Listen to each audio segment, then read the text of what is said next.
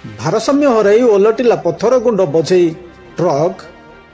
ସୂଚନା ଅନୁସାରେ ଘୁଦେଗିରି ବ୍ଲକ ଅନ୍ତର୍ଗତ କତିଙ୍ଗିଆ ନିକଟ ତ୍ରପା ଘାଟିରେ ଭାରସାମ୍ୟ ହରାଇ ପଥର ଗୁଣ୍ଡ ବୋଝେଇ ଟ୍ରକ୍ ଦୁର୍ଘଟଣା ଶିକାର ହୋଇଥିବା ଦେଖିବାକୁ ମିଳିଛି। ପ୍ରାପ୍ତ ସୂଚନା ଅନୁସାରେ ରାୟକା ଆଡୁ ଘୁଦେଗିରି ଆଡକୁ ଯାଉଥିବା ପଥର ଗୁଣ୍ଡ ବୋଝେଇ ଟ୍ରକ୍ OR-12B 6032 ନମ୍ବର ବିଶିଷ୍ଟ ଟ୍ରକ୍ ଭାରସାମ୍ୟ ହରି ଘାଟି ଉଠି ନ ପାରି ତଳକୁ ଖସି ରାସ୍ତା ପାର୍ଶ୍ୱରେ ଓଲଟି ପଡ଼ିଥିବା ଦେଖିବାକୁ ମିଳିଛି। ଏଥିରେ ଡ୍ରାଇଭର ସୁରକ୍ଷିତ ଥିବା ସୂଚନା ରହିଥିବା ବେଳେ ଟ୍ରକ୍ ମଧ୍ୟରେ ଥିବା ପଥର ଗୁଣ୍ଡ ତଳେ ପଡ଼ି ନଷ୍ଟ ହୋଇଛି। ତେବେ ସକାଳ 8ଟାର ସମୟ ପ୍ରାୟ ହେବ ଏହି ଦୁର୍ଘଟଣା ହୋଇଥିବା ସୂଚନା ରହିଛି।